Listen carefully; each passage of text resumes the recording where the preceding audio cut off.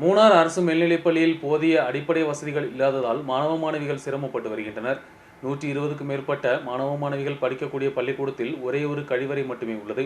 இதனால் மாணவ மாணவிகள் பெரும் சிரமப்பட்டு வருகின்றனர். பழையமுனாரில் அரசு வொகேஷனல் மேல்நிலைப் பள்ளியில் மொத்தமாக 120 மாணவ மாணவிகள் படித்து வருகின்றனர். இதில் 60 ஆண்களும் 60 பெண்களும் உள்ளனர். ஆனால் இத்தனை மாணவ மாணவிகளுக்கு ஒரே கழிவறை மட்டுமே தற்போது உள்ளது. ஆண்களுக்கும் பெண்களுக்கும் ஒரே கழிவறை உபயோகிக்க வேண்டியுள்ளதால் அதிகாரிகள் நேரம் அனுசரித்துதான் ഇവരെ വെളിയെ വിടുகின்றனர். ഞങ്ങൾ ഫസ്റ്റ് ഇയേഴ്സും സെക്കൻഡ് ഇയേഴ്സും കൂടിയിട്ട് 120 കുട്ടികളാണുള്ളത്. ഇതിനകത്ത് 60 പേര് പെൺകുട്ടികൾ തന്നെയുണ്ട്. ഞങ്ങൾക്ക് ഒരേ ഒരു ടോയ്ലറ്റാണ് യൂസ് ചെയ്യാനുള്ളത്. ഭയങ്കര കഷ്ടപ്പാടാണ്.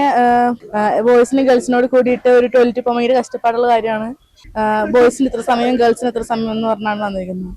നമുക്ക് ഫസ്റ്റ് ഒരു 160 പിള്ളേരുണ്ട് ഇവിടെ പഠിക്കുന്നത്. അപ്പോൾ നമുക്ക് എല്ലാവരും ഒരു ബാത്റൂം കൂടിയേ ഉള്ളൂ.